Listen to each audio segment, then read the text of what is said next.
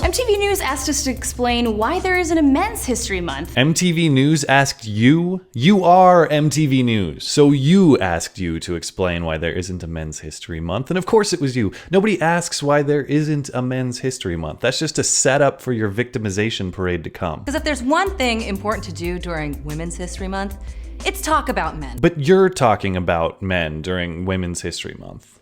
Unprompted.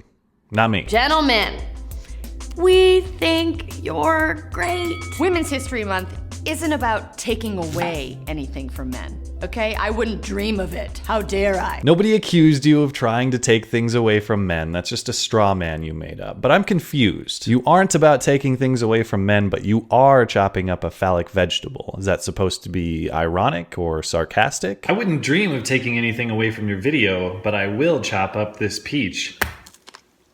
Moist. You know those conversations you have with your dad or your grandfather about how you weren't allowed to do things because of your gender? Yeah, those conversations didn't happen. And if they did, you've got a shitty dad or grandpa. I suppose yours said something like, try YouTube if you want, Priya, but you'll only be on a crappy channel like MTV News because you're a girl. Good parents say something like, remember, Priya, you can be anything you want to be. Don't let anyone tell you otherwise. And they'd be right, considering how federal regulation requires you get equal educational and workplace opportunity. Or that you were denied a promotion at work because you weren't wearing that hot skirt. No? No. And that didn't happen to you either. I'm starting to wonder if there's an outfit hot enough to get a man a promotion at MTV News. It's like we celebrate so many dudes that we're running out of dudes to celebrate. Now we've moved on to the dudes that are kind of D-bags. Christopher Columbus was literally a genocidal pimp who couldn't read a math, and now 6-year-olds sing songs about him in school. We've run out of men to study, and so now we've moved on to Christopher Columbus. We're not just now figuring out who Christopher Columbus was, we're changing Columbus Day to Indigenous Peoples Day, not the other way around. And you say he couldn't read a map, but wasn't the notable part of his discovery that it was new?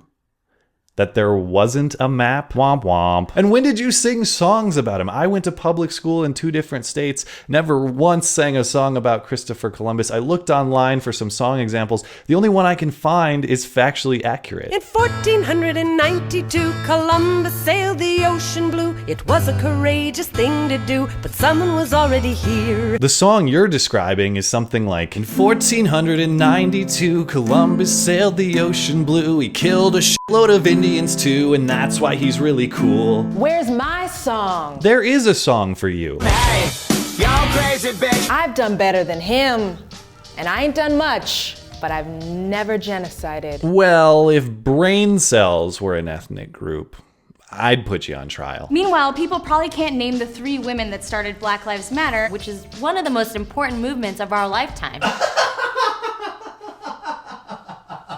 Is that worse commentary for Black Lives Matter or just for our generation overall? Think about that. Our grandparents had the liberation of Europe, our parents had a legitimate civil rights awakening, and we have a spoiled millionaire child faking a hit and run to win the oppression Olympics. there's still institutionalized sexism that prevents us from achieving or even earning the same amount as a man. It's insane. And frankly, I think that there's so much more that we can do. Good. I'm gonna cut you off there. I think we got what we need. Thank you so much.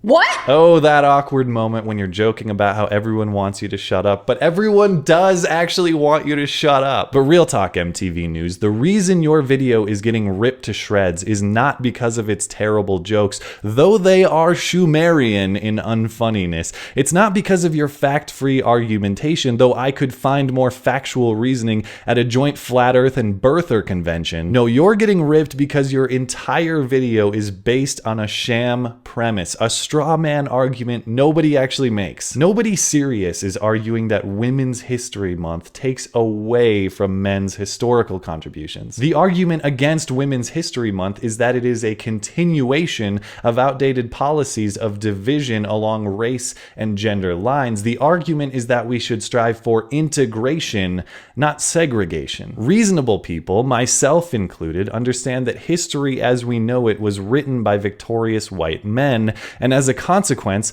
the contributions of women and minorities are often not emphasized. The answer then is to integrate the study of those figures and the study of those contributions into every day and every month, not just special ones. That's the real honest position, and unfortunately for you, that's the one that's much more difficult to argue against. But if your demand is to be taken seriously, take me seriously, don't misrepresent, and explain why the answer to past injustice is continued division rather than unity. Or explain how continued division leads to unity. Or at least explain how aggressively chopping up eggplants means you're against aggressively chopping up dicks.